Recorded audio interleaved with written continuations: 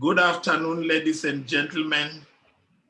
Good You afternoon. are welcome to Global Change Investors Conversation. This is one of the best afternoon that we have, particularly when we are meeting.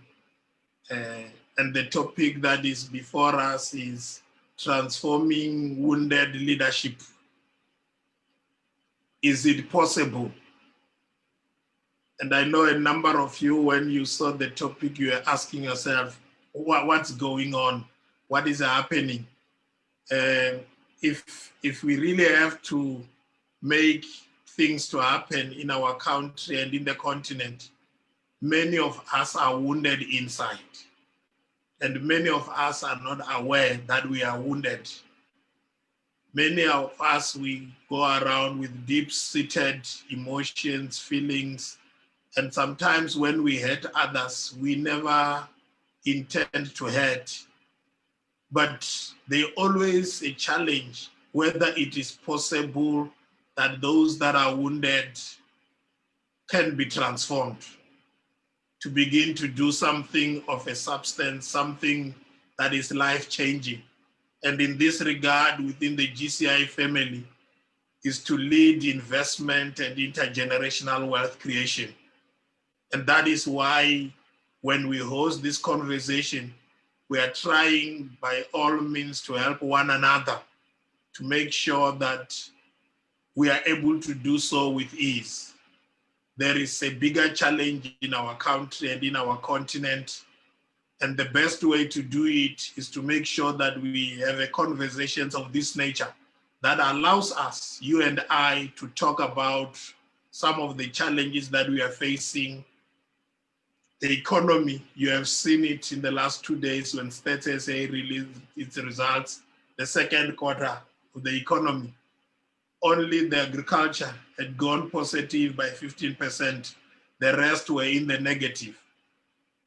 And you'll be asking yourself, when we are talking recovery in times such as this, what are we talking about? Will it be possible?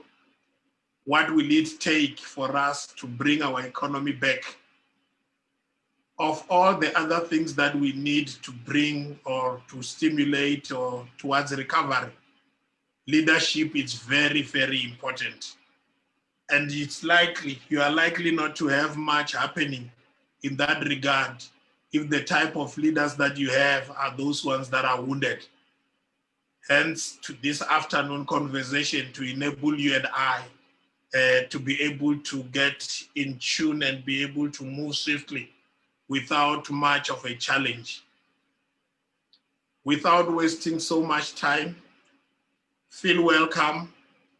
We have a very straightforward program. Those of you that are here, you will have seen there's a request that you also sign the attendance register. It's a digital one. In case you have not yet signed it, we are requesting that you also sign that attendance register.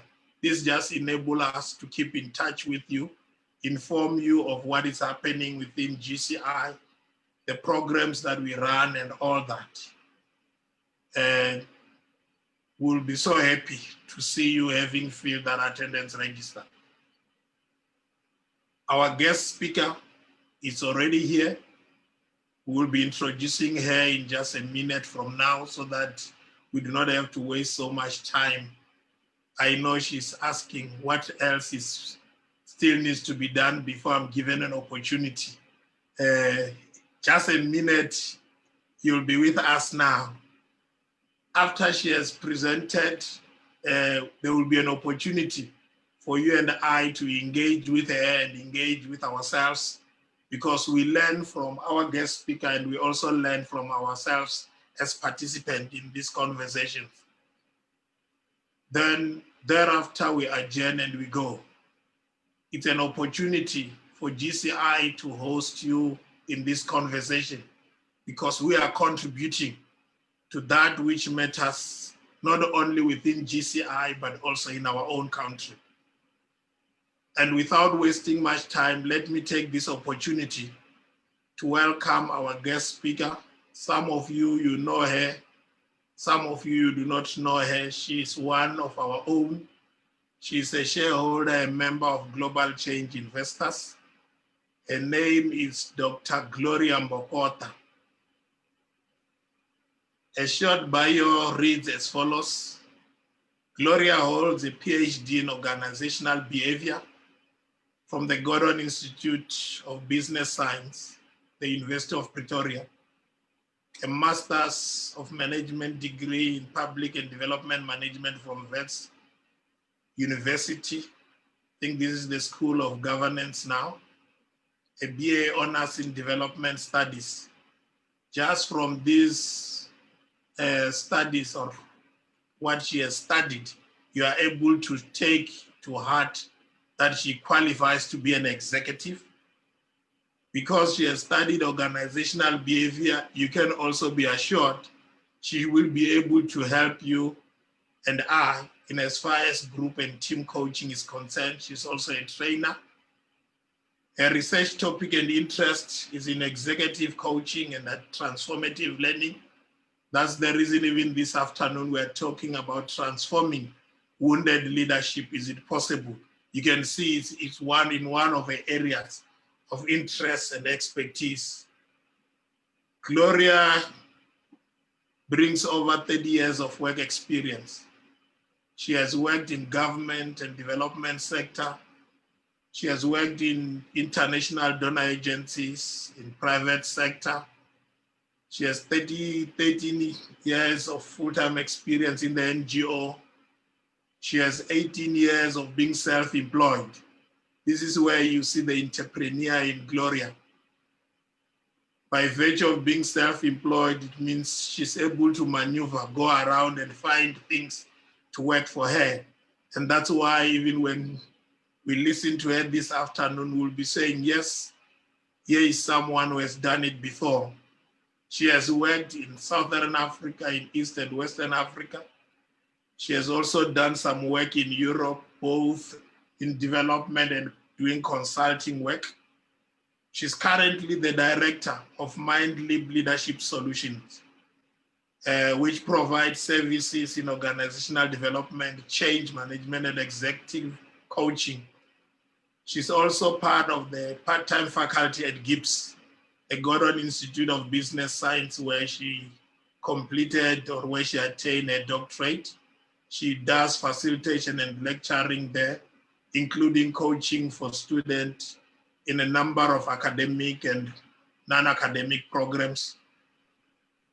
I think you agree with me this afternoon that she is suited to talk to us about transforming wounded leadership. Hence, we are giving her an opportunity. As we welcome her, it's only that we are not in a physical hall. We're going to clap the hands, and I say, as she stands to come to the fore, but now we are giving her the slides. We are sharing with her the slide so that she can also then start presenting. Over to you, Gloria. Okay. Good afternoon, all, and thank you, Brian, for the introduction.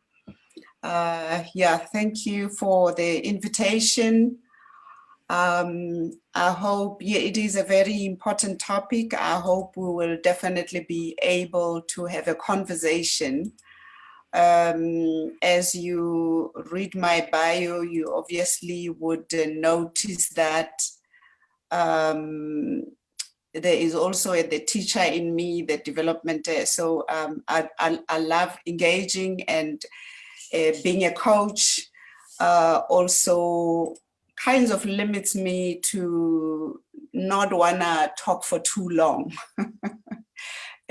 So it is a conversation that we should learn from one another.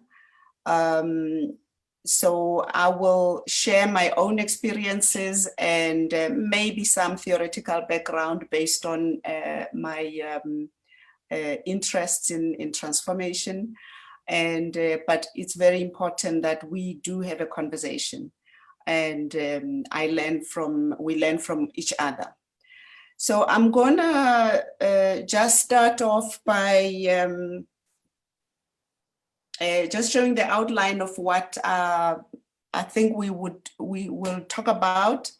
So first of all, we just need to understand what is wounded leadership. What do we mean when we're talking about wounded leadership? So we'll just go through that. And I think my intention this afternoon is really not to teach or tell you what it is, or not to teach and tell you how it's done, but actually to challenge you to go through a process of asking yourself these questions. As a coach, my job is really to ask questions, it's not to come up with solutions. So I don't often give people solutions. So I ask questions and then you find the solutions for yourself. So the first one would be, what is wounded leadership? And I really don't want to go academic on this one because it's not really going to help us. We really just want to have a conversation of our experiences of what that is. How does it express itself in organizations, wherever we find ourselves? And then we then look at what are the frames or mindsets of a wounded leadership. So behind the expression and the behavior that we see, what actually drives that? So we'll look through that. And then we'll then turn and look at what is transformation, or what is transformative learning, what is the process. There, obviously, I will share some theoretical academic bit. And then we then look at, can we and how could we transform wounded leadership, specifically for economic transformation, because GCI is a platform for economic transformation, for intergenerational wealth creation. So the context is that, even though we're looking at it broadly. So I thought I should start with that quote there.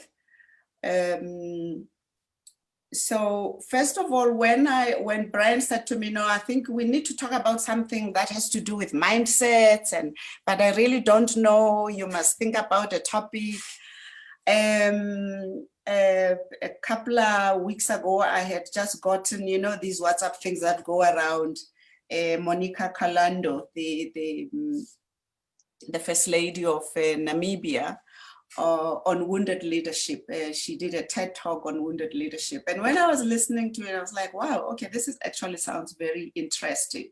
So she kind of put words for me in terms of the whole transformation journey, and that I have been on for many years. So when I started searching, I found that there's actually a book that was written by those guys, the Ackerman and whoever, called Wounded Leadership, but it focuses on the education sector, school principals and all of that. But I was quite intrigued by this quote, which said, wounding is inevitable part of leadership. So if you're in leadership, you're gonna get wounded at some point, one way or another. The question is, how do you get out of that, that woundedness? And then it says, woundedness is a double-edged sword. So a wound potentially can be a catalyst for some leaders to grow, as it has for others, but it could also be a situation where the leader gets enmeshed in a crisis, and we see that happening. So it was quite intriguing for me.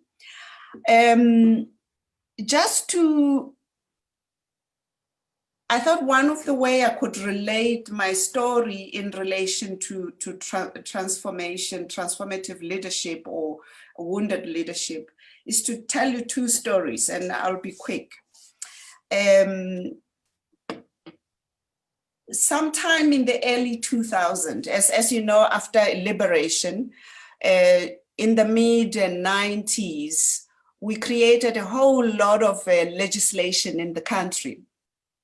So it peaked around 97, 98. There was a huge amount of legislation.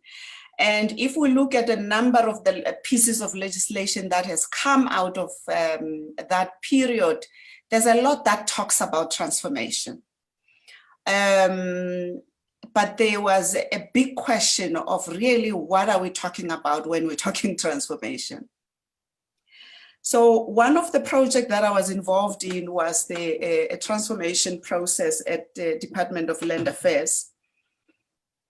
And we worked with the senior leadership there. They were trying to implement employment equity and a whole lot of other pieces of legislation that needed to be implemented in terms of transformation. And as part of that process, we worked with, in the early 2000s, I'm not sure how Land Affairs looks now, there was still quite a large proportion of the white Afrikaner remnant in the system. And one of the issues that we were dealing with was obviously issues of race and discrimination and all of that. So as we were working with this leadership, part of the program was that they requested that we begin to mentor some of the leaders there. And for some reason, there was a white old Afrikaner guy who was the chief director, cadastral surveys. His branch was somewhere in Bloemfontein. And then he said, he requested that I mentor him. Okay. So it was quite surprising because I was younger than him. I was Black and I was a woman. And he was older, white Africans.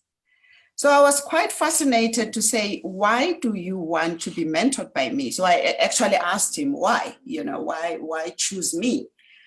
And then he said, because I want to confront my own demons about race and gender. And so that's, but also because I've observed you, I feel comfortable kind of connecting with you. But most importantly, I just want to confront my own issues about race and gender and that kind of stuff. And I said, oh, okay, no, that's fine. So we started working together. So we'd have a kind of sessions and we'd talk about stuff. And one day he says to me, what do you do if you are at work and you're talking with your leaders and you're talking transformation and they agree with you and they say, yeah, we know we have to do that, you know? But then when they leave work and they go home, they go to their AWB meetings. That's exactly how he said it. You know, like they go to their AWB meetings. So I'm like, okay. The truth is I didn't have an answer for him, let alone that I was just fascinated that he even said that, that he trusted me to say like, okay, they agree with you. Like, okay, we understand this transformation thing, we'll do it, but we'll still go to our AWB meetings and continue to do whatever we. So that was the one moment for me that triggered me to start thinking about what actually does transformation mean? You know, if we are transforming, what exactly are we talking about? And then fast forward to the 20s, I think about 3 years ago now that I'm at Gibbs, I'm involved in a women's leadership program. So part of it is that they go on immersion. So we took the students to the former women's prison, which is located in where there is the Constitutional Court. I don't know how many of you have actually visited what used to be the women's prison. So we were tour guided there, taken through the women's prison, told who were there, I mean, the Winnies and all the women that were in the struggle. And another moment for me was one of the things in this country we are very good at is that we've been able to write that history, preserve it, and tell it in different ways. So there's a portion where some of these women are actually telling the stories themselves. So you can actually go into this little cell, and then the actual person who was in that cell, there's a video or they actually tell their story. So it's told by the person, so you can't distort that information. So the first cubicle that I went into was the cubicle who was then the former Minister of Social Development, Bathabile Dlamini. Okay.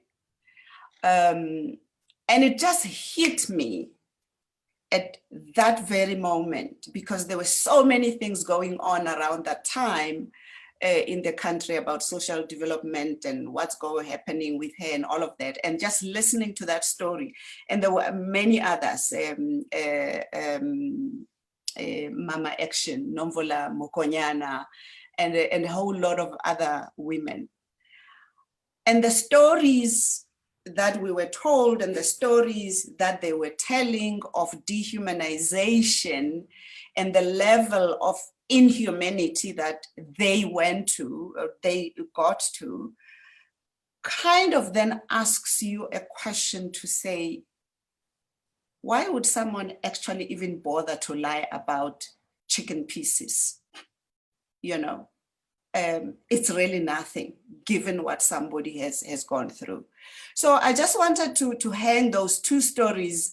There's many other stories, and I'm sure some of you have stories about that, to say people are wounded in different ways.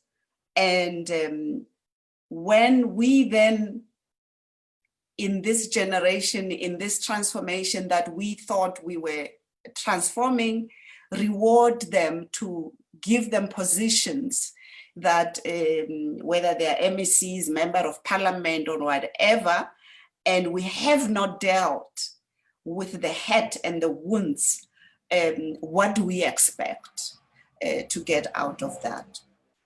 So people are wounded in different ways, and it then expresses itself in many ways. It expresses itself politically. It expresses itself economically, and I think all of us, you can think about examples in which we can express. Socially, it expresses itself organizationally. And the expression there, I just thought one of the best ways of, because we see the behavior, and often what we don't see is what drives the behavior. And I'll just mention, if you think about in your own context, whether you are in an organization, whether it's public sector, private sector, whether you are in a community, whether you are in a political, so there are many ways in which the wounded leadership expresses itself. And I just mentioned two people, one white, one others a black, one politician, one official, but it doesn't mean it ends there. At a societal level, I was reminded also when I was preparing about Mzwakhe Mbulu's poem about ukulimala komuntu, ukulimala kwengqondo. So it's all about the brain. And it expresses itself in issues of entitlement. We see people wanting entitled. So because I was arrested and lingered in jail, or I was in exile, so I'm entitled to have this position. So you can't question me. So I'm more qualified than you to do that. Or my father was in prison, or I'm black, or whatever. The entitlement comes in different ways and many ways. It's not just at a political level. At a social level, our communities, we have that in our communities where people just feel, I must have electricity free of charge. I must have everything free. I mustn't pay for anything, you know. And that doesn't help because it's also reinforced by the politicians saying, we will give you this, we'll give you this. It also comes in a form of blame. When something goes wrong, then I'm going to blame someone else. I never take responsibility for anything. A wounded leadership is that of blaming. So when completely not taking responsibility for anything, it's someone else. I can always blame someone for my own. And the blame also comes with defensiveness. So if you are found to, or somebody wanting to hold you accountable, then you become defensive, you know. No, we still hear stories like, it's because of apartheid. 26 years down the line, we still use apartheid as a defense mechanism in many contexts, whether politically, economically, and all of that. So we go into that. And I'm saying we, because all of us are wounded in different ways. It's not just pointing fingers at someone else. And then we play the victim mentality, you know. We play the victim, you know.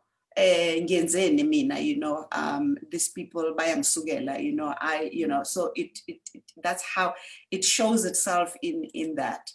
And this list is not exhaustive. Bullying is so for those of you who've, I've done a lot of work in the public sector, and as a coach, it is amazing how much bullying happens there. So so it sometimes expresses itself because maybe I don't have the ability to deal with whatever. I'm gonna bully you because I have the positional power to bully you. So a lot of people get bullied in that. Arrogance, it expresses itself in arrogance, it expresses itself in aggression, and it also results in powerlessness for some people. So if you are bullied, you may end up being powerless. And there's lots of stories I can tell. Unfortunately, I don't have time to do that, where people even at DG level are so powerless and believe that they don't have power because someone else is dictating to them on how they should be doing things, and because I appointed you. A lot of abusive behavior, resistance to correction. So those are some, corruption is really just a symptom. We speak a lot about corruption, but it's actually a symptom, small symptom. Yes, it causes a huge amount of gap because it's money, but it's a symptom of all of that. But at the core of it, really, it's low self-value. So it's really a wounded leadership expresses itself in, if I do all of these things, I believe I'm entitled to something, I value myself less. And low self-value, other people call it low self-esteem or whatever it is, will make you to be defensive. It will get you to do all sorts of things. So when we see all of these things, often we react and we act on these. But the question is, what is the driver behind all of this? And you can make your own list of this. Take a moment and just make your own list in your own organization. I'm sure there are other, you can add to the list that I have. I'm just removing something from my screen so I can see. So what is it that informs that? What are the frames, or what is a mindset of the leader? Because the behavior is what we see, but there is actually something that drives it. And unless we understand what is it that drives it, we are not going to be able to deal with it. So if we look at it, Mesero talks about how as adults, we have a coherent body of knowledge. So we have learned all our lives through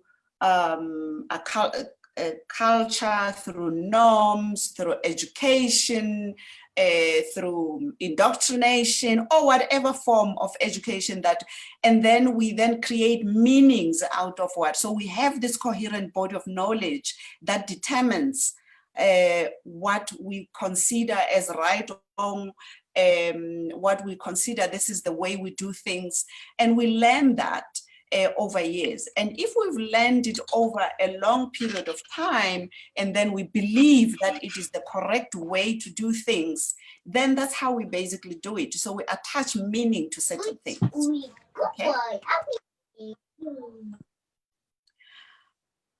And then one of the core things around that is the values we have. What are the things that we hold important? Again, values are learned from a young age. In psychology, we are told that by age 7, most of our core values are actually formed from your family, from the society you live, the church you go to, and all of that. And then you just kind of build on it as you grow older and you grow older. So those values, the things that are important to us, are the ones that drive how we're gonna act outside. Another one, a higher level one, is the beliefs. So beliefs are much more in depth, much more out of the forefront of your mind. It's like your default drive. If you believe something, automatically you're gonna act in that way. You know, it's like iOS in Apple, or Windows in you know, so it will not read anything else. If you put anything that is not Windows on Windows, it's not gonna read it. It will only read the Windows version of that. So beliefs are like that. It's like that operating system under you that basically decides how you respond to situations over there. And this is way above just beliefs as in religion, okay? And then underlying that, we have assumptions. Out of those meanings and values, and we make assumptions about things, okay? We make assumptions about people, we make assumptions about money, we make assumptions about politics, we make assumptions about anything. And these are the core things that actually drive what is on top of the iceberg. And we need to understand these for each of the leaders, for each one of us as a leader, wherever you are, to understand what actually drives you, what drives your behavior. And only then can we be able to deal with that. Okay. So just to pause and reflect on these questions for you. What are some of the beliefs and assumptions that you hold or we hold about maybe money, investments, the economy? How do these come about? How did they come about? Okay.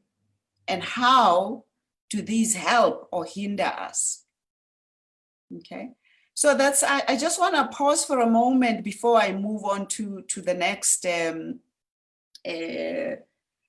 I say, I'm a teacher at the core, so I don't like talking for too long before I engage with people. I'm happy for people to write things on the chat group, and maybe we can just see what some of those answers are before we move on to looking at how do we deal with this. Gloria, is it also possible for people to raise it Yes. with through their microphone to say how do they reflect on some of these? Yes. Yeah, we can take maybe 2 or 3, and then yeah, I would appreciate that. We can do 2 or 3. Yes, the platform is open for all of us.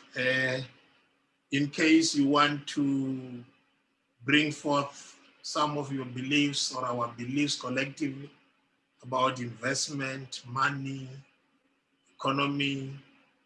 If you talk economy, mostly will be corruption, how it manifests now. But I think we are almost sure that it does more harm than we want to think of.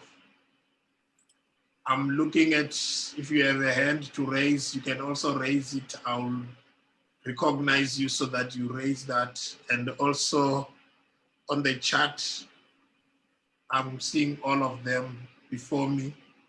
In case you want to say something about this wounded leadership. Remember, it's not something that you talk to every day. I think Gloria had really said much more.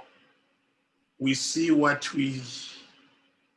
tip of the iceberg, but the bottom side, which is much bigger, is the one that you and I hide. And then when we wonder why things are not going the way they are supposed to go, we then ask ourselves question, what's happening with Brian? What's happening with Gloria? What's happening with so and so? Only to find is these deep-seated wounds that are inside of you and I. And there is an opportunity to be able to raise some of those things. They might not be personal in terms of what you are doing or what you have experienced. It might be some of the observations that you have made in different institutions, in families, at home, where we work. I mean, there are different settings in some of these community setups. This is an opportunity to reflect. Remember, this is meant to help you and I beginning to engage with money well, beginning to engage with one another. I mean, what do you make of those that were behind the Clicks campaign? How wounded are they, or how liberated are they as they were talking? Remember, it's a manifestation, whatever that we were crying about in the last few days. Yeah. So it's okay for people just to reflect for themselves as well. And because I know these are very deep questions to ask, and it's not easy for people to just like, okay, they don't know who's on the platform, so what am I gonna say? And I don't even know the people in this platform. So I'm absolutely fine with people just reflecting for themselves and making a note for themselves and make, so it doesn't really have to be about investments and money. It can be about anything that you really want to reflect on. So we will get back to that when we get to the end of the conversation. So let me proceed.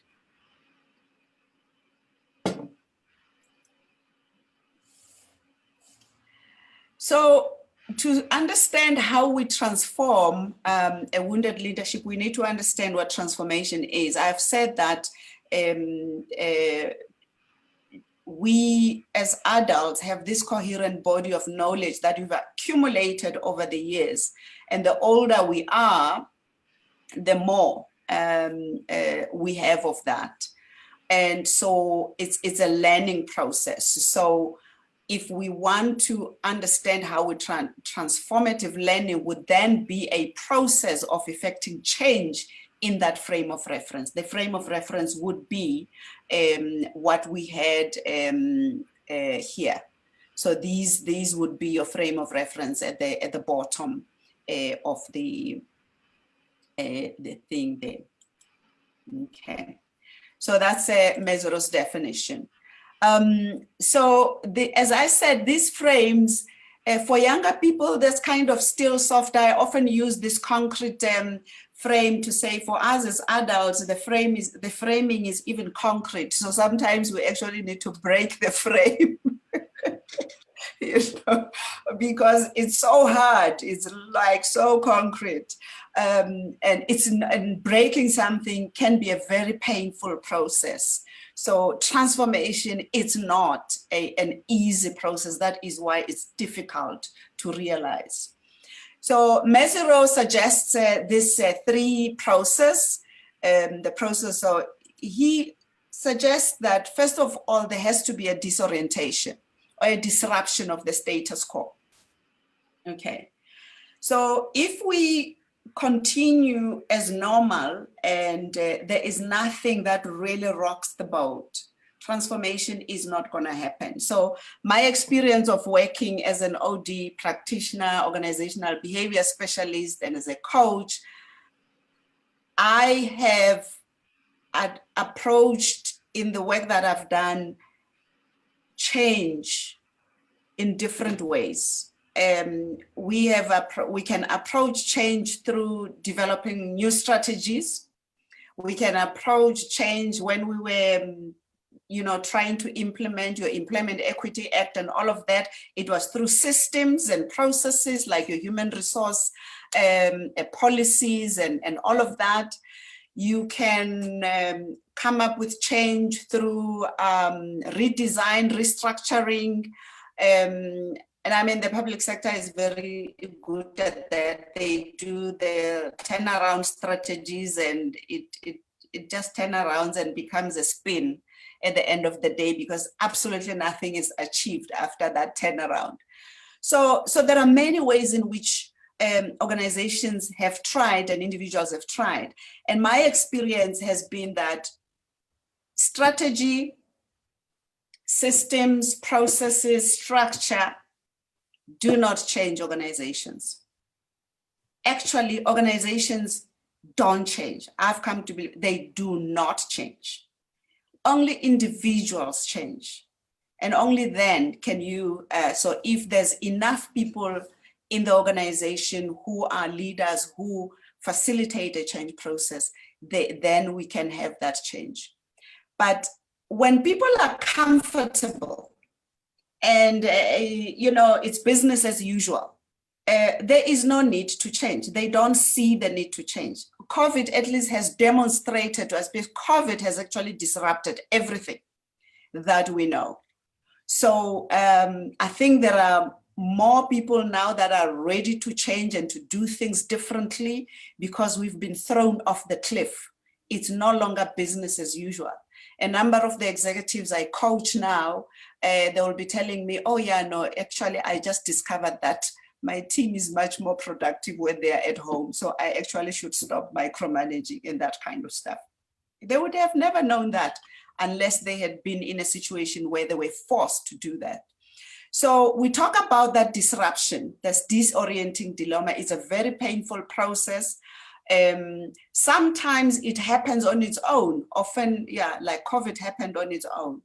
When you have a death in the family at a personal level, that's disruption. When you go through a life-changing experience in your life, it's a life-changing experience, that's disruption. But in a normal day, there are very few things that would actually create the disruption unless you intentionally say, I'm going to create disruption. And this is where we talk about innovation and, and all of that. So he says that unless there is the disruption and it's not business as usual, we're not going to transform. So you're not. So we need to find ways of how we do that. The second process is that of critical reflection. So what do we mean by critical? You can reflect and kind of reminisce about stuff, but you may not be critically reflecting. Critical reflection means you specifically reflecting on your values, on your beliefs, on the assumptions and the meanings, that stuff that is under the iceberg. You need to absolutely reflect on that. So what are the meanings that I have about people? What are the meanings that I have about money? What are the meanings, how do I value money? What are the beliefs I have about, so we need to interrogate. So you're basically doing an interrogation of those beliefs and meanings and assumptions in that context. And only then can you be able to then have a rational dialogue. Why a rational dialogue? When you're having a disorienting dilemma, right at this stage here, it's a very emotional process. It's not comfortable at all. It's a cognitive process, but it's a highly emotive process that you go through. And when you are in that state, you cannot have a rational dialogue because everything is all over the show. Rather, you might even go into that defensiveness, you might suffer anxiety, self-doubt, and all the negative aspects. Something needs to happen for you to move you to a space where you accept that, okay, I really need to engage with this. I believe the beliefs that I have so far don't serve me anymore. Therefore, I need to change them. The values that I had 5 years ago, they actually do not hold true now. I need to change them. So that's when you're having a rational dialogue. You could have the dialogue, you have the dialogue with yourself. In a coaching conversation, you'll obviously, or you could have a conversation with someone else, but that conversation can happen clearly on your own as well. Okay, and then you're asking those questions, what and how and why am I doing that? So that's really, in short, the process. And I'm going to finish now, and then we can engage in this question. So how do we then disrupt our thinking about whatever? It could be the politics that we live in South Africa. It could be the investment, the money. It could. How do we actually disrupt our thinking about it? What are some of the strategies that we can employ that we disrupt ourselves? Because only when we've disrupted ourselves in that way, we can begin to critically reflect. So what are the critical reflections and the dialogues that we should be having about this, so that we can assume economic leadership? So that's really where I want to end it, and then we can then open up for conversations and questions on that. I'm going to stop sharing. Thank you, Gloria, for this thought-provoking presentation. Indeed, we are wounded. It's just the degree that differ from one person to another. I think we can give each one of us an opportunity to reflect on this, our woundedness, and how, to the extent to which we can go about wounding others, if there is such a weight, because whatever that we do impacts on the life of others. Thank you, Gloria, particularly because some of the wounds that we have, they are even impacting on us to think about how do we need to create that wealth, how do we participate in the economy. I mean, when you are raising the question about the 26 years into the democracy, it just brought something in me that says, but since until when will we stop blaming apartheid? When do we start blaming the current government? I mean, particularly when you have 26 years of the ANC leading nationally, they might not have been leading the Western Cape. Where are we going? Can we still continue to blame apartheid? Do we blame the ANC? Do we blame the political parties in parliament about the state of our economy? Do we blame some of the bureaucrats, senior managers in our government? When do we take responsibility? Because sometimes we can even unleash the blame without us beginning to take responsibility. When you talk the entitlement, ESCOM is struggling to recover the money out of the electricity we have used. Is that entitlement that we have participated in the struggle? Where are we now? Is it part of the wound that we want someone to help us heal? But these are the questions that comes time and again when one deals with these matters. When do we stop talking to others and talk to ourselves to get healing so that we may meaningfully transform our own life? Because I think that is the essence of this conversation. And this is the time, colleagues, for you to reflect. I have one question already. Yes. There's one question, Brian, from Shamulo. She says that, so how can a wounded leader be able to rise from the wounded state, which may have a dire cognitive effect, into one who can now begin thinking innovatively? Yeah. So I think the response to that, Nshamolo, is that first of all, it starts with accepting where you are. That actually my situation, accepting that you are wounded. I think the problem that we have maybe is that we are in denial of the woundedness. As I was talking, I was, one of the things that I think the focus that we've had in South Africa is that we have thought that it's white people that must actually transform. So we have been focusing for the last 26 years a lot on how white people have done bad things, apartheid has done bad things to us, and therefore these guys must change and yada, yada, yada. But I don't think we actually have focused enough on ourselves as the Black population, to say we know we were battered, we know, but we haven't actually engaged to the extent of how we deal with it. So I think that there is a point where we need to acknowledge and accept that. If you hear statements like, I don't see anything wrong, my son getting a tender PPE, and you are a politician, you know. If you hear a story that says, yeah, our children are discriminated because they can't get jobs anywhere, why shouldn't they get this tender? So there is a deep-seated belief there that says it's okay, you know? So I don't think, I think that Ace believes what he says. He believes it, okay? I think Mama Action believes what she says, you know?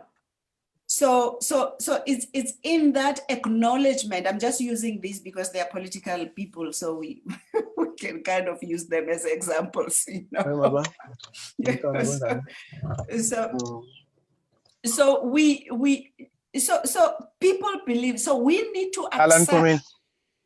We're now like 10 minutes. Okay. Okay, so somebody's mic is on, yeah.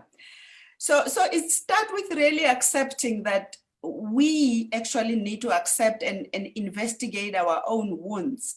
And only then can we begin to say, okay, what do we do? Acceptance is the first step. I think that's my answer, a partial answer to that question. Yeah. Osbadu, your hand is up. You can raise that. Michael, you go after Badu. Your hand is also up.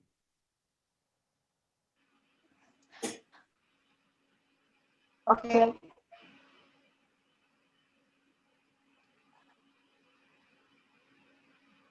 Hello. Thank you, Mukoma. Thanks, Gloria.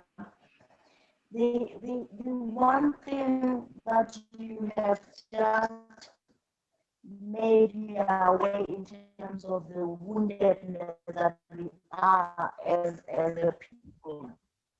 Can you hear me? I can hear you, but it's echoing. Can you hear me? Slowly. I hope it's not misbehaving again. Can you hear me? Yes, continue. No. Can you hear me? Oh, so you can hear us, yeah. Osbadu, possibly use the chat to write on the chat your question. Can you hear me? There are times we hear you and there are times that we do not hear you. Possibly use the chat to write your question. What the lessons that you are bringing up in terms of No, we can't hear you really. Is that there was a bit of disconnect between as We're not hearing you. But you possibly let's use the chat. Okay. I think the network is, oh God, she even, it kicked her out. Yeah, I think that's one of the challenge that we have, you know. Yeah, she'll probably come back and go to the next one. Yeah. Even Michael, I think the network has kicked him out. He was the next one on those that wanted to ask questions. Colleagues, do you have any other question? No, Oh, you are there. I can hear you. Oh, thank you. I'm here. Yes, Thank you you can for go the ahead and ask opportunity. your question. Yeah, I just want to ask this question. This is a very important topic, I must say.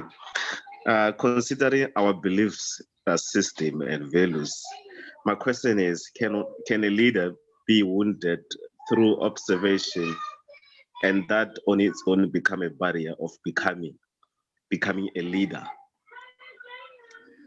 Can they be wounded through, you said, observation?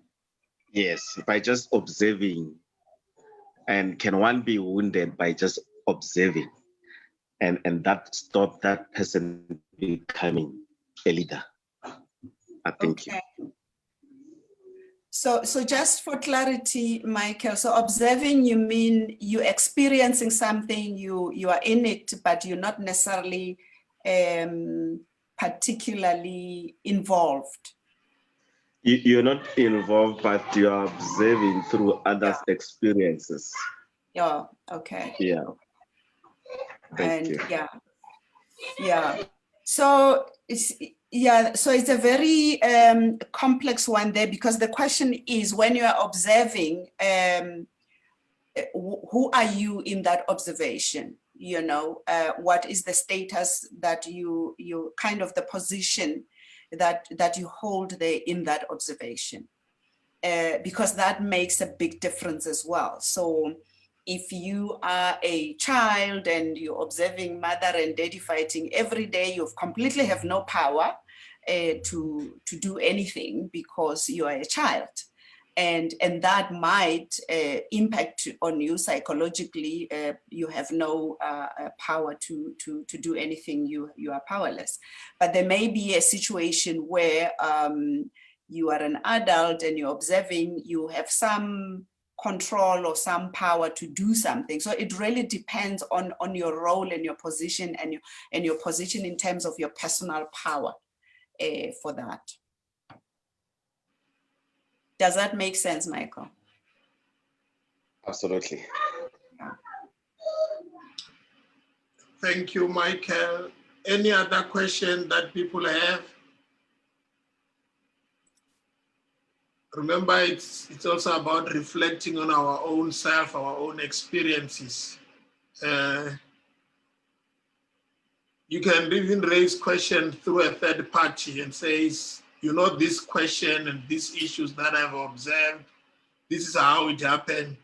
It will not be a reflection of who you are, but you might be asking to help the next person whom you are currently in conversation with, because woundedness and wounded leaders are the people that we are the people that are around us, and we want to also help them. That's why, as GCI in particular, given the work that we do, where we want to pursue investment and intergenerational wealth, we do not want you and I to come into that space as the ones that are wounded, but as people that can acknowledge the challenges that we face and then collectively be able to deal with them.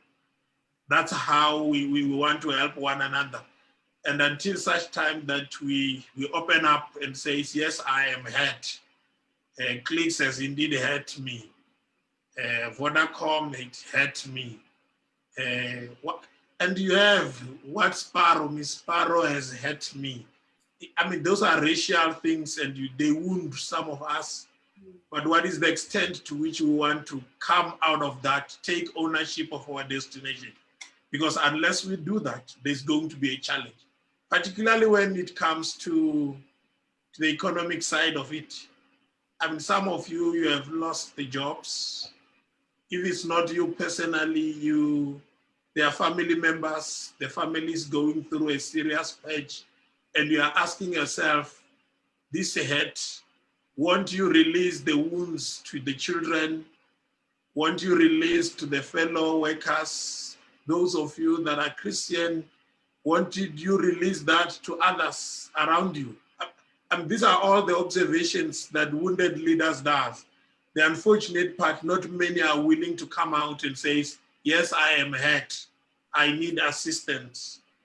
These deep-seated beliefs and assumptions that I had about you, I think I need somehow to get into some other space where I need to talk to someone. Is there a way that we can raise these questions and say, what do we do? Because there's another question. Yes. From the perspective of a state of leadership, what initial steps can a leader take into bringing a transformative change into a people whose cognitive state is still holding on to the past wounds? And how can the leader then flood new state through such communities? An example being Black people, an example being the Black people state. So So I think the question is, how do you actually get people out of this? How do you get a lead? Maybe the leader has seen the need for doing that, but there are other people that are actually holding on to their past wounds. We have to deal with the past wounds. So some of the processes in organizations, that's why sometimes the people go through a process of the coaching process itself. And there is also a process of having conversations. One of the things that we have not done as the African people in South Africa post-apartheid is to really have, we had the Bariking, that thing that was headed by Bishop Tutu, the Truth and Reconciliation Commission, okay? So there was the Truth and Reconciliation Commission at a bigger level, at a country level. And not everybody went through the Truth and Reconciliation Commission, okay? So some people managed to deal with some of the heads there. But it was not only those people that were wounded. So it feels like we needed to have another mini Truth and Reconciliation Commission at a local level. When I was at some point I worked in the National Treasury, and I remember visiting it's called a sheltered employment. So this is a place for people who they work, but you probably would know that because it used to be under the Department of Labor. So it was ex-servicemen who had come out of the war wounded in whatever way, or some of them were just kind of partially impaired with disabilities, but they would run a factory, they make furniture, whatever. So there was where meaningful employment was created for them, okay?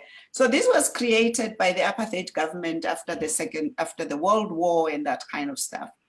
And I remember being there and I'm saying, in my own community, where I come from in Shawelo, I know a couple of people who were in the MK, and I know who went and came back, and they were extremely wounded.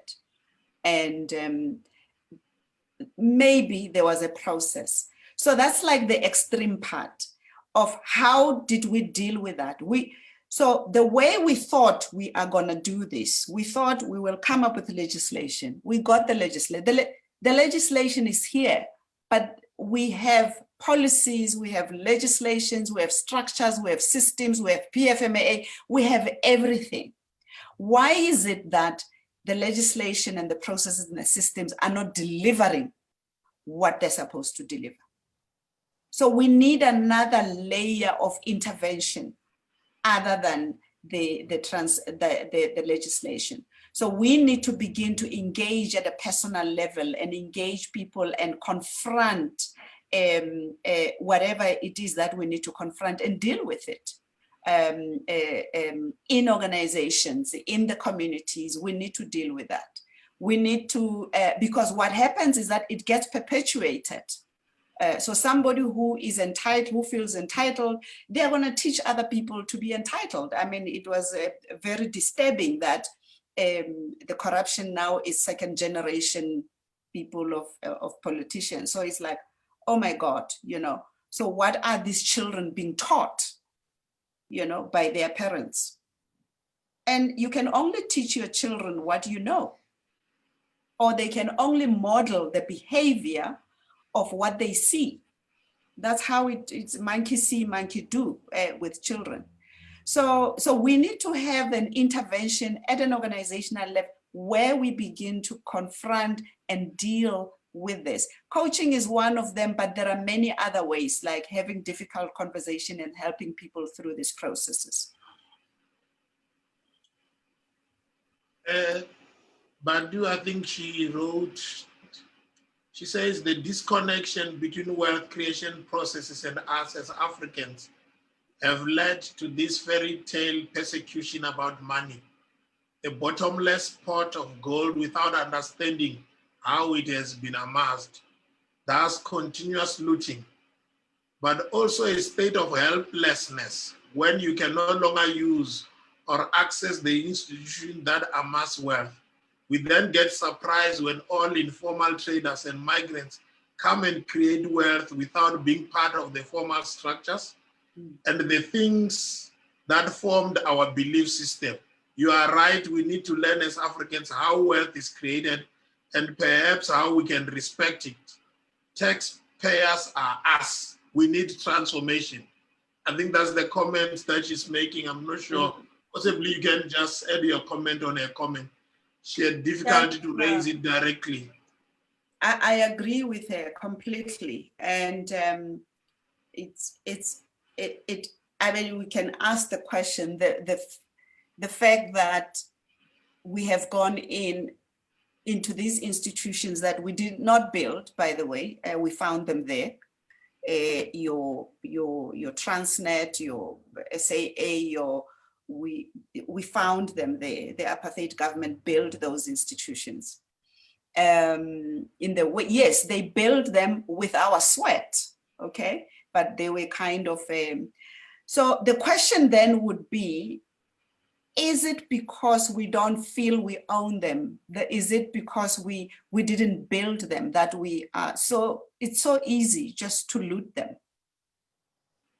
I don't know. Is it because of that? Is it because we don't know or we don't value those institutions that much? We don't have a sense of ownership of those institutions. So that's the one side. The other side is talking about legislation that we have built. There has been some progressive legislation in terms of helping. I mean, we know BE doesn't quite work in the way that is structured at the moment. But there are other pieces of legislations that potentially could help us. That you were talking about. We're talking about the cooperative, what is it, the banking and all of that. Okay, you know, people will say, oh, we've got VBS. Yes, we've got VBS, but again, you know, you have to look at the history there.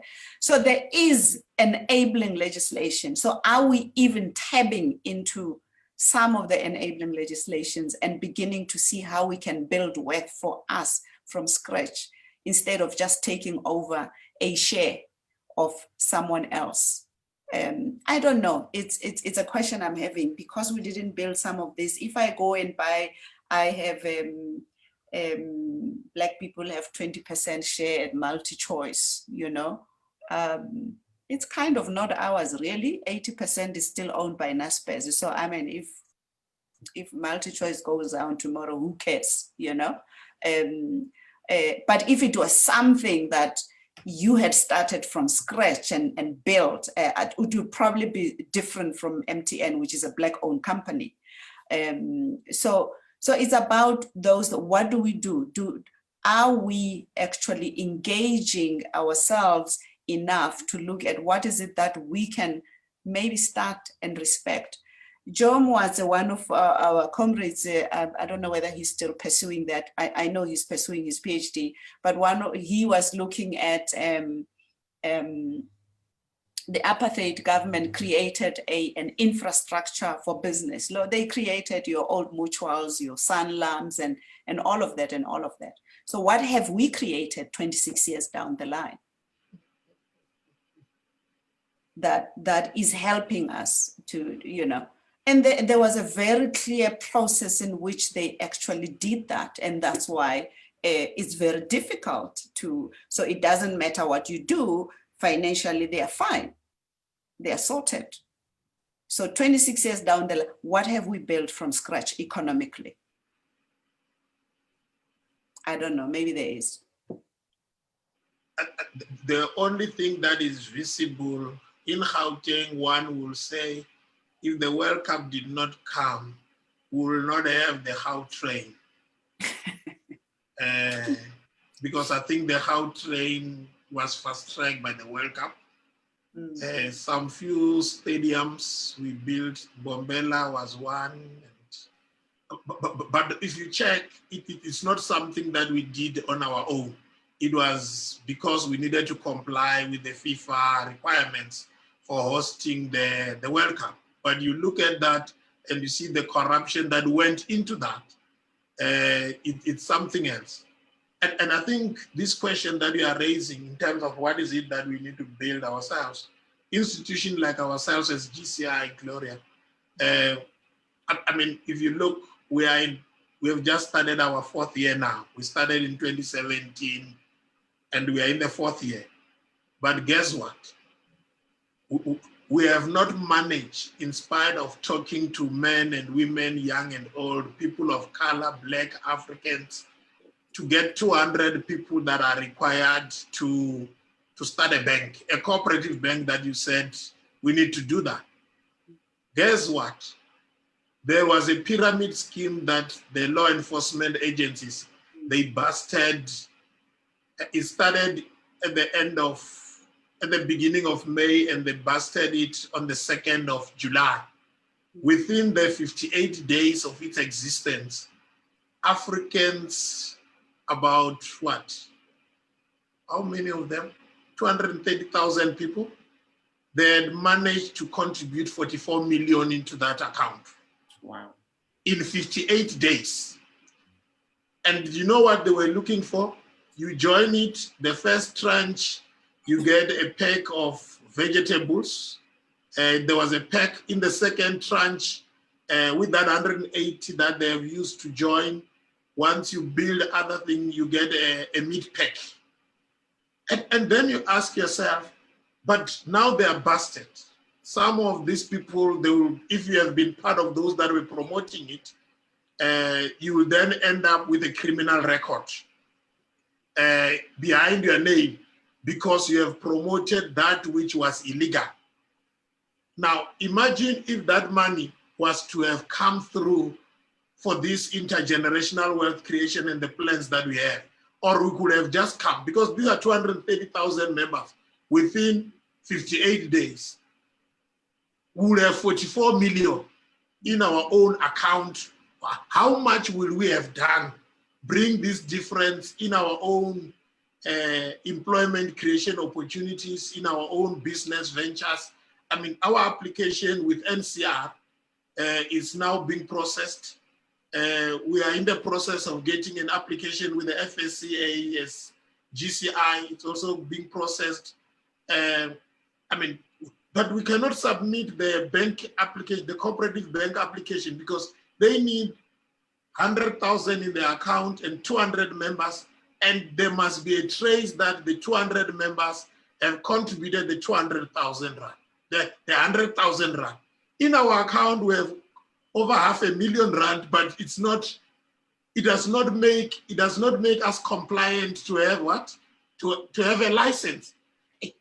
What is it? Possibly, let me ask on behalf of GCI. What is it that we need to do differently that can appeal to this woundedness, the wounded leaders in us as people of color, as Africans, to enable us think differently, to say this short-term approach that we want to have, where you can be satisfied with a bag of potatoes, cabbage and whatever, but you don't want to own the farm that produce these potatoes. You only want to have something that you eat. What is it? In 58 days, I had to calculate the number of days. From the time Up Money started until when they closed it, they had contributed 44 million. Law enforcement agencies, they could only recover 18 million. That is what they frozen. Then the rest is gone. Where is it gone? But what is it that we need to scheme holders? Eh? It's obviously gone to the owners of the pyramid scheme. Yeah, yeah. So I think there's a lot. I mean, there's other questions and comments that are coming up on the chat group. Maybe let me just read this one. 26 years down the line from Badu, was enough time to teach new matriculant skills in building our banks, our farm or agriculture sector, our factories. So absolutely, because one of the key things is education, you know. Our education system does not teach entrepreneurship. Our education system does not teach people on investment. Our education system does not teach financial literacy. If anything, it teaches accounting, so you can go count other people's money, you know. And until today, we still, so there's probably a whole bigger piece there in terms of the policy and the curriculum of what we need to teach. It's not even just economics and entrepreneurship, but it's also history. You know, I know they're beginning to look at including history as a compulsory subject, because there's a very close relationship between history and the economy. Colonization was all about the economy, you know. So there is that level that we need to look at, and so people understand issues of investment, because maybe people just don't know. So the financial literacy and all of that. So I don't know. So would institutions like the GCI, you know, in the future look at setting up programs for school kids to teach, or do we need a lobby in a group in terms of looking at that? Because white lobby groups are not gonna really get involved in that. They are not interested. So education is absolutely crucial, and we were not taught financial literacy. We were not taught. We were taught you go to school, you go get your a career, and then go work for someone. You know, the issue of ownership. I still get surprised in people's, you know, in terms of land ownership, like, why do I need land? What am I gonna do with it? You know, so there is no that sense of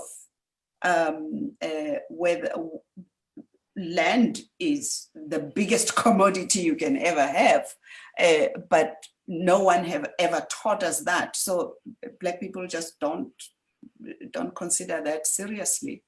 And that's why 26 years down the line, we're still figuring out whether we are going to do expropriation without compensation or not. And we're fighting about it. Yeah. So that's the other comment was,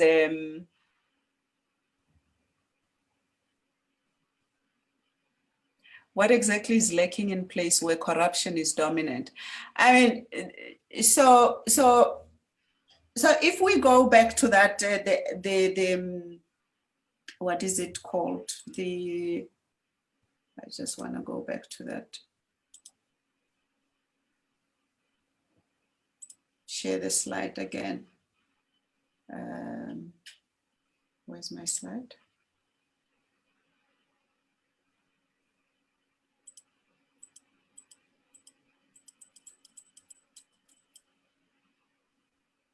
So what is really driving things is these things at the bottom. So let me give you an example.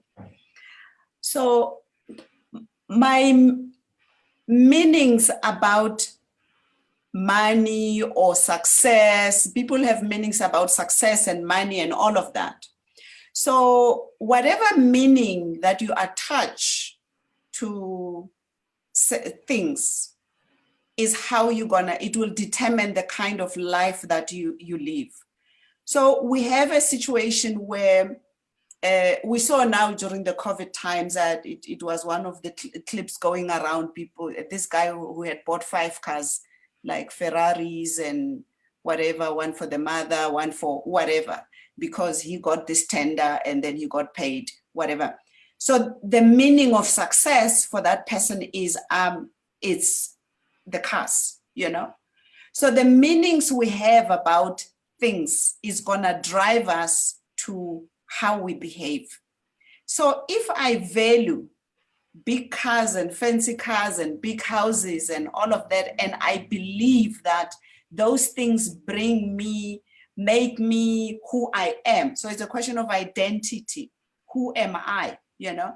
If I identify with things, if I have a big house, a big car, therefore I am somebody, I'm gonna do everything it takes to get that money. And therefore I don't care if I do it through corruption, because once I've got it, I'm gonna have that car, I'm gonna have that house, and then people are gonna look at me and say I'm successful. So the meanings we give to things, the meanings we carry, then determine what. The problem with identifying with things. So now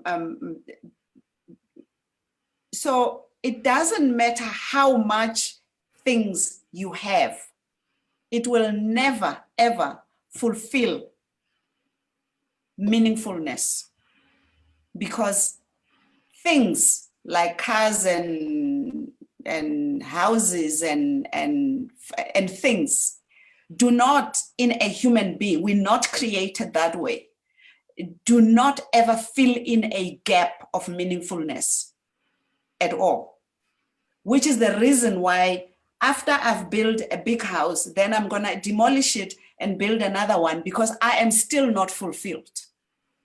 Okay, so you're looking for fulfillment in the wrong things. So if I bought a Mercedes-Benz, now I have it, it will still not fulfill you. So I'm gonna buy a Ferrari, okay? And the Ferrari will definitely not fulfill you. So you're gonna go for a bigger car or 5 cars and all of that. So it's the meanings that we give to things. So if we can sort out our meanings, and that meaningfulness has got nothing to do with the things we have or the things we do. Meaningfulness just has to do with us as human beings, created by God, wonderfully made, awfully made. Whether you have those things or not, it doesn't mean anything. So corruption is propagated by the meanings we give to these things, because I can then get a quick buck and get this. Pyramid schemes are actually also created by that. I'm gonna get a quick buck, I can go buy a house and do that, buy a car. And unfortunately, these things will not give you meaning. That's not how human beings are made. God has not created us that we should be fulfilled by things. We are fulfilled by purpose. We are fulfilled by contribution. We are fulfilled by expression. That's how we are made. We are fulfilled by serving one another as human beings, and we are not fulfilled by things. And that's why we have corruption. If one was to, in the same slide that you had, the low self-value, the low self-esteem that most people of color, even in our own country and the continent, how do we begin to deal with that? Because the way it even manifests now, anyone of color in our own country, there is so much of pulling down one another as opposed to uplifting one another. How do we make sure that we turn this pulling down syndrome, or the pulling down, the PhD, not yours, ne? Yours is a different one. The PhD, this pull him or her down, that comes with people's low self-value. And then it then disrupts almost all of us. You look, everyone will be complaining about the spaza shops in the township as if the foreign migrants came and then those spaza shops, they just were automatically assigned or were given. But when you get ourselves, for us to get the spaza shop there and run it, there's a challenge because they know you, it's your spaza shop. Why must I buy in your spaza shop and make you rich? How do we deal with this low self-value that is so much deep-seated in our people that makes them, instead of pushing us up, we want to pull all of us down? I think it comes with the confusion between esteem and confidence and identity. So the core here is identity. So how do we identify ourselves? So what is my identity and how do I identify myself? So if I were to ask all of you to say, who are you? And in giving me an answer, I don't want you to tell me you are a husband, you are a father, you are an accountant, you are a doctor. I don't want you to tell me the roles that you play or the titles that you hold, because those are the things that you do. It's not you. Okay? So there's a huge confusion between who we are as human beings and what we do and what we have. So it's the being, the doing, and the having. So the confusion here is, I am somebody because I am a DG. Okay, so just to give you an example. So I'm a DG, therefore, I'm important, I'm someone else. So you draw your identity from a title, you draw your identity from things that you have, you draw your identity from what you do. That's why even in parenting, we have something called the emptiness syndrome, because if you over-identify too much with being a parent, the day your children leave, then you go on a spin, okay? So it's like, who am I now? I'm no longer the mother. So it's about a lot of the time in my coaching conversations, I end up having to really sort that with people so that you understand very well clearly that your being is unconditional. Your human beingness, which is your self-value, your esteem, is completely unconditional. It's got nothing to do with what you are capable of doing or not doing. It's got nothing to do with what, and we see that over identification. I've seen somebody who was a DG in one department, and when the change of ministers happen and they kick you out and they come with their own DG. He woke up in hospital a few days after. Okay, why? Because there was that over-identification, like, who am I now? I'm no longer the DG. I've been a DG for so long, so it means I'm nothing. So we need to teach people to understand that their being has got nothing to do with what they do. If I'm bad at doing something, but also a relationship to the things that we do. So if I do something and I kind of mess up in it, sometimes we also tend to identify that as I am a bad person because I failed at this thing. Therefore, I'm a bad person. I mean, that's what apartheid did. It continuously told us that we're substandard human beings, you're not good enough, and all of that, and all of that, and all of that. We ended up believing it, okay? And now we need to teach people to believe differently, that actually, I'm a human being, I'm fine, I'm okay. It doesn't matter what I have, what I do. The other stuff, the haves and the do, is just an additional. Yes, they will form part of my identity, but they are not a core of my identity. So I think that's where we really need to clarify with people. There is no more hand that I see lifted up. The chat group that I have access to, it does not have the question. We have requested everyone, in case you will need access to the slides, the audio, the video recordings, please register so that we can easily send this to you. It's important. This conversation are hosted as part of our financial literacy program because we want people to be liberated and be free.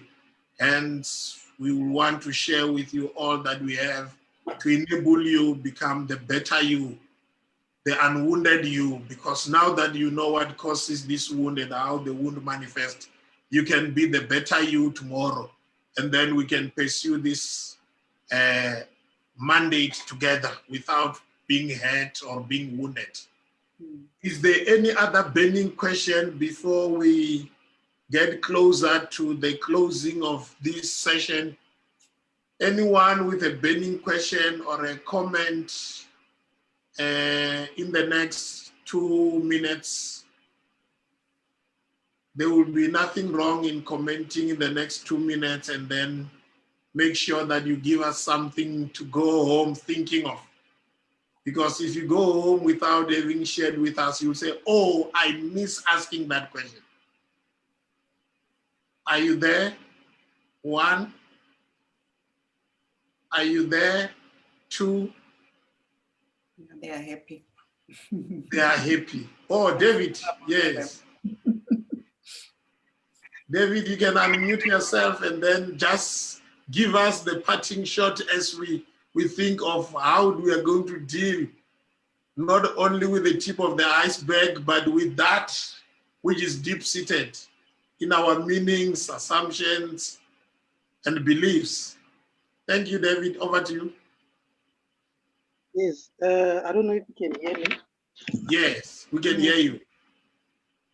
Oh yeah, sorry, I joined a bit late. I couldn't catch most of the things, but I just wanted to connect to your comment earlier when you were talking about institutions that were built, and what does it say to us as GCI? Where do we want to see ourselves, and the likes? So it's just a comment that one was just thinking about when I look at the economics of how God does his own things. So just to relate the story of, if I look at in the Bible, because I'm a person who read the Bible. If I look at the Bible and look at the story of the widow and Elijah, and the questions that were asked there, and how God kind of like does his way of economics, is the first question that that was asked there is what do you have?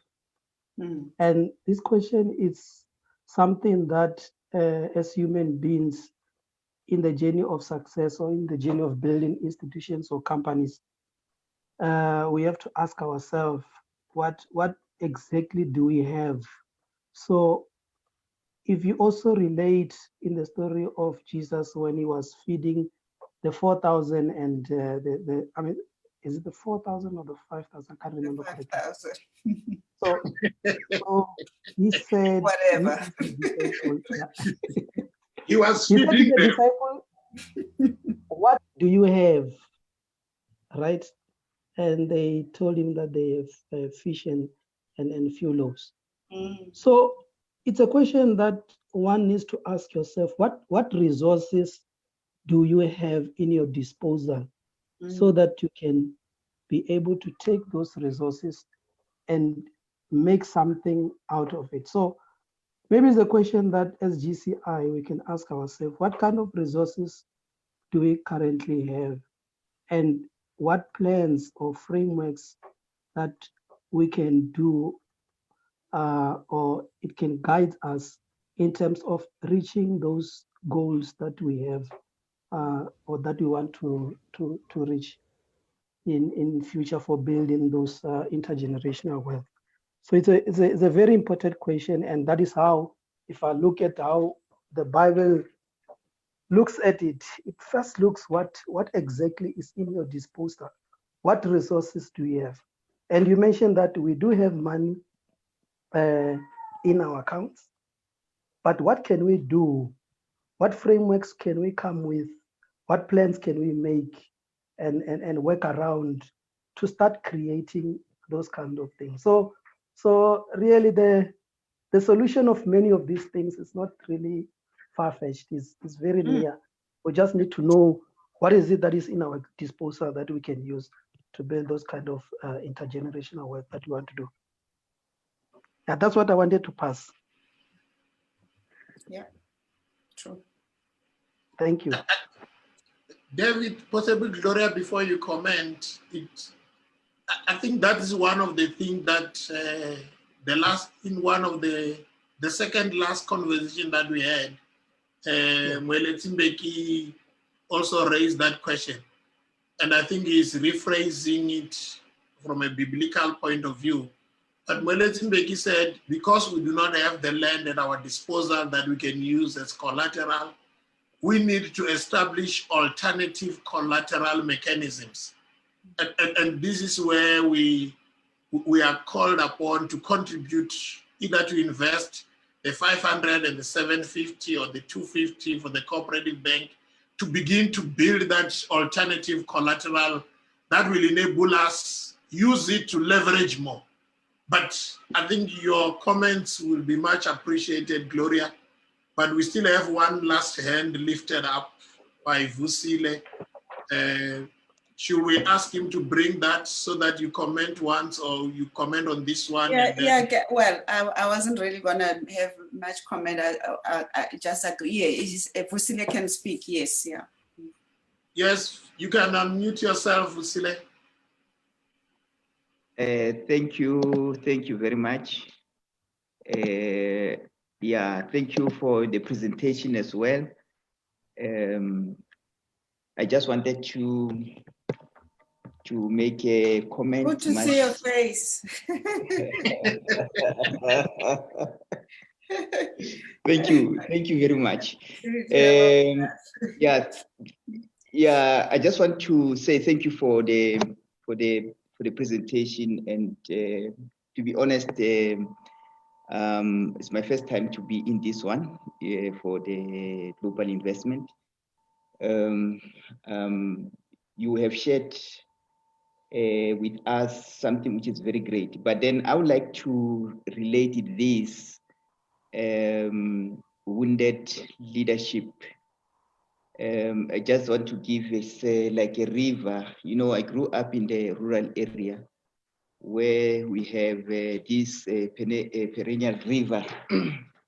When season changed from one season to another, you have to learn a lot with that river. Firstly, in winter, the water is so low then you learn a lot about the depth of the river.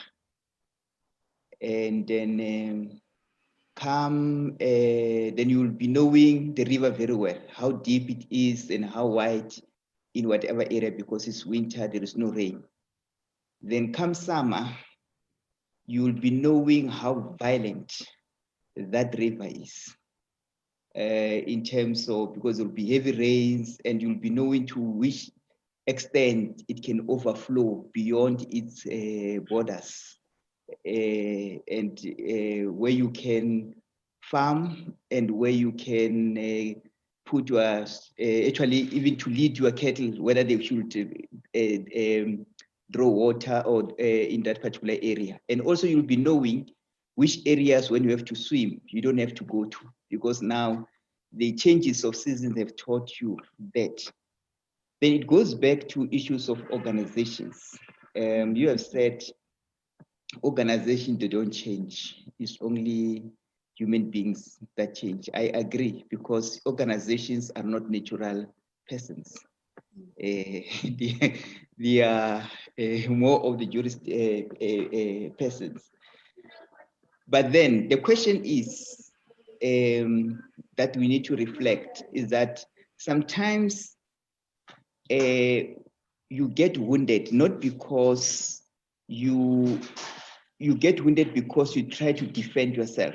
For an example, when a lion is attacking the giraffe, when the giraffe kicks the lion, it has saved itself, but at the same time, it got wounded.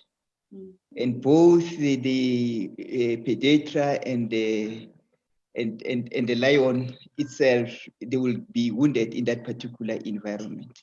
Yeah. And I think that's the situation that we need to analyze, that if we have wounded leadership, are this leadership wounded because they were trying to attack others, or they are wounded because they were trying to protect themselves?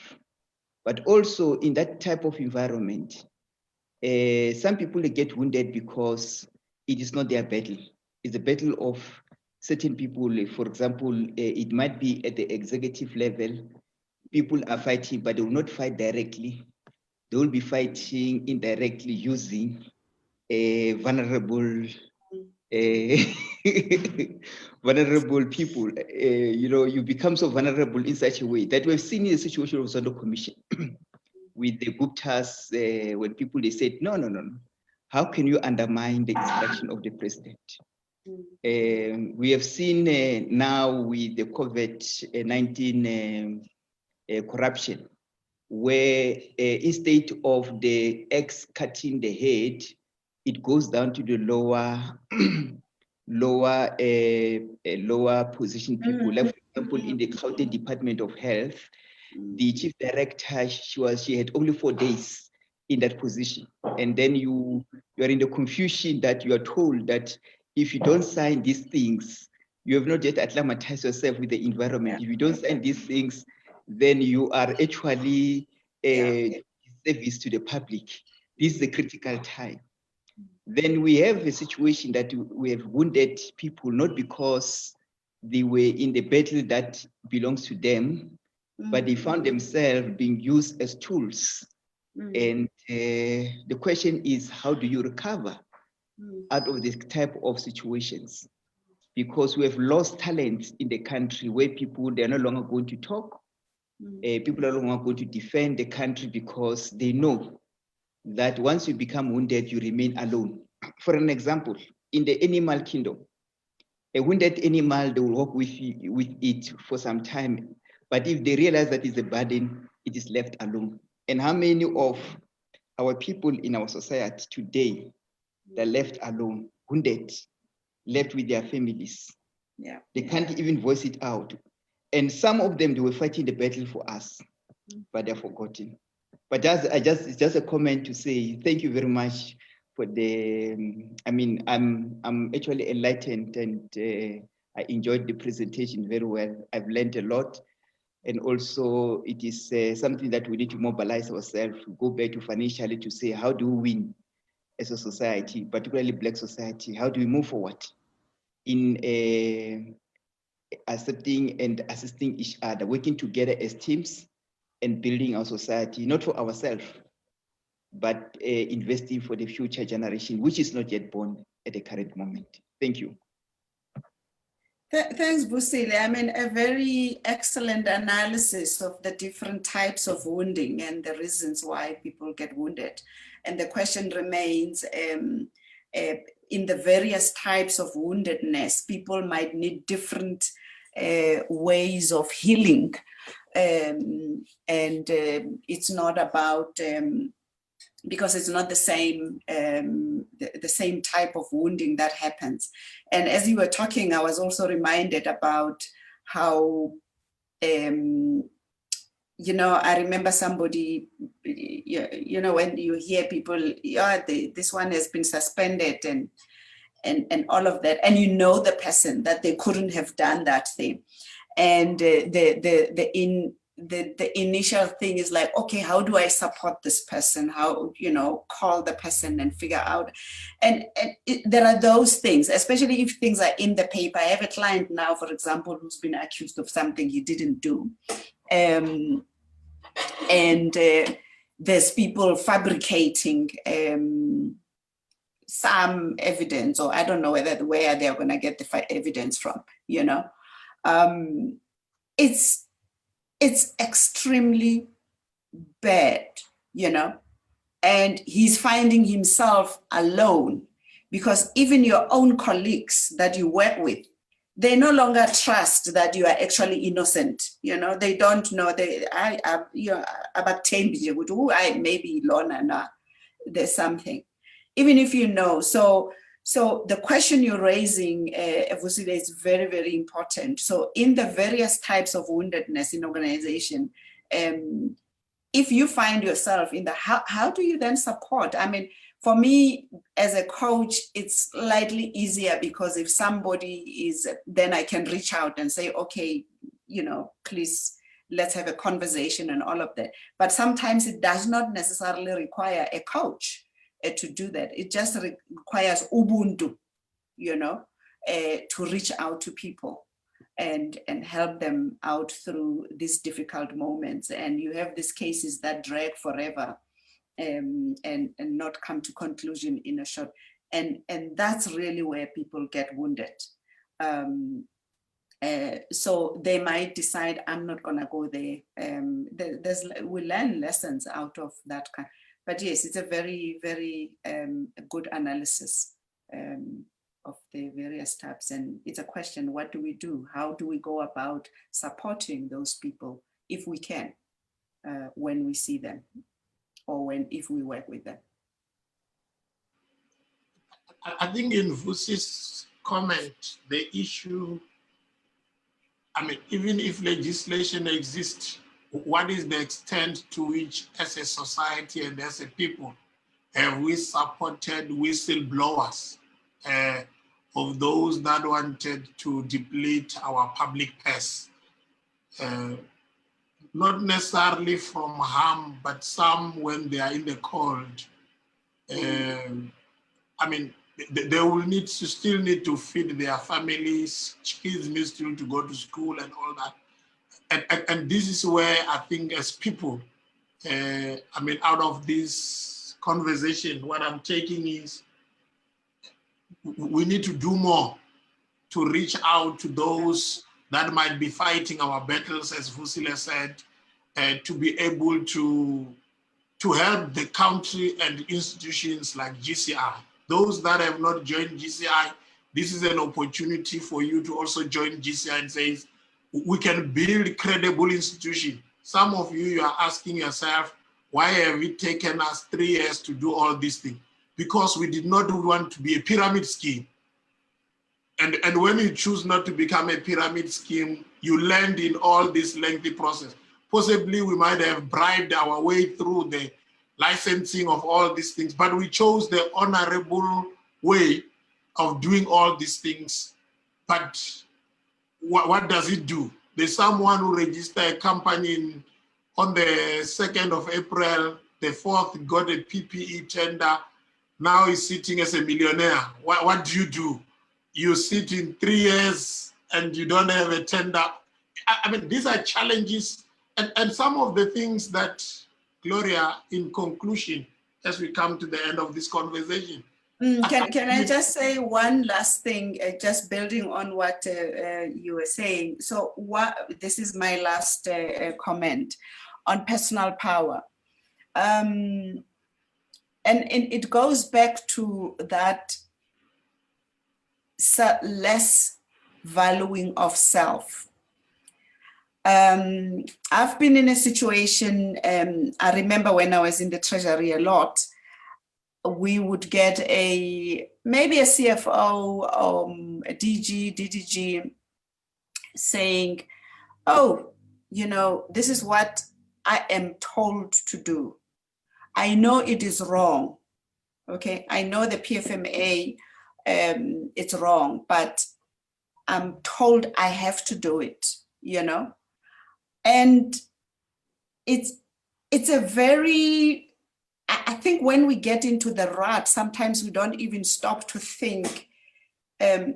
So a typical CFO in this country would have is a chartered accountant or something, really well skilled, you know?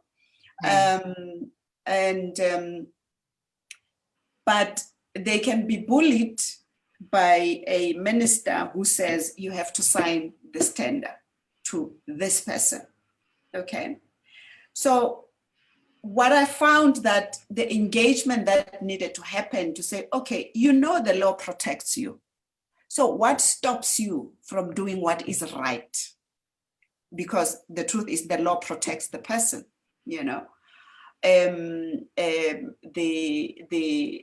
minister is not gonna go to court when things are like now, Vusila was saying, is the chief directors and the directors who are getting fired and suspended and all of that, not the MEC and the ministers doing that. So you know that you are right. So what stops you from doing the right thing? They fear. I fear. What do you fear? It's career limiting. You see the mentality. So you are a CFO. How do you get career limited? It boggles my mind. You can resign today, you can get another job tomorrow, literally, you know? It's not as easy as that. But so people begin to really value themselves, thinking their lives revolve around that institution, organization, and this whoever is holding power can really then, you know, personal power. It's one of the things that I had to deal with all the time. You go to a DG,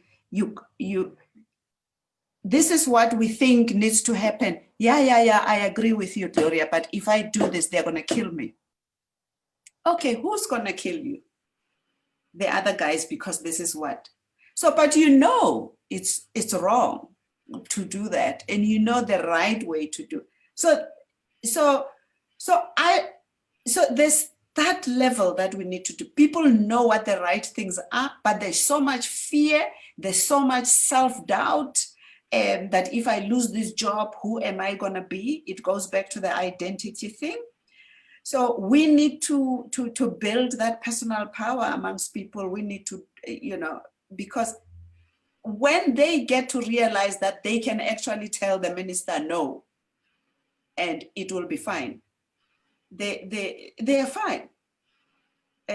One that I coached said, no, he just said, okay, I'm not gonna sign MEC. So if you really want signed, please, I'm gonna take leave for a week. You can sign it yourself. I will see it when I come back. Okay. So that's my conclusion. Yes, thanks guys. Thanks for having me. Thank Dr. Gloria Mokot. Can say Gloria. There are people that do not know you have your PhD. You know, some of us who are used to Gloria, we must also reorientate our mind. Oh no, you don't have to. It's just a title. Thank you. Doesn't change who I am. No, you have not changed. Seriously, so you have not changed. Thank you, Gloria, for the opportunity to it's almost 2 hours now this afternoon with us, trying to deal with the woundedness in us. As GCI, we are really indebted that at least we have contributed in others beginning to look inside themselves to be able to bring the much change that is needed in their life. And I think this is an opportunity that as GCI, we can look back and say, how have we contributed through this conversation? It might not be now because change is not an overnight thing, but over a period of time, having hosted this number of conversations, I mean, from the very first beginning, we're told it's a numbers game, and it remains a numbers game in the space that we're in. We are 58 million, 49 to 50 million people of color, but the numbers that we have are not making a difference in terms of determining how the economy need to be shaped and all that. We're told of the network effect of the individuals and institutions. I mean, if you check how many of us have built institutions that are willing to collaborate to create that network, that web that help us to do this thing. We're told of the collateral mechanism that we need to generate. And this coming Saturday, we are continuing again to talk about financial inclusion, because these are the things that we want to bring forth to enable us bring that self-value that you said we need to build, bring that personal power that we need to build. And there will never be enough time to talk about education, the literacy aspect and all that. And we feel every one of you that has attended this afternoon conversation, I am on your behalf thanking Gloria to say for the time that she took, the preparation, and even when we are leaving this afternoon, we will be thinking, you may not have asked a question, but you might now have new questions that you need to deal with personally to be able to say, I might have been the cause of the hurt. How do I then come out of that situation? Thank you, colleagues, ladies and gentlemen. GCI, let's continue to do the good. It's just a matter of time. We will be the ones that lead investment and will leave intergenerational wealth, not only for ourselves, but even for the kids, the grandchildren, and we'll have changed communities, because the intention is not only about our families. The place where we'll be doing the agriculture is still the right place where we'll bring change. A place where we'll be doing the cooperative banking and people that will be supporting through our cooperative bank. Those people, they will look back and say, yes, it was through GCI. Those that will participate in the insurance that we are starting, they will also say, yes, we were there and when we started.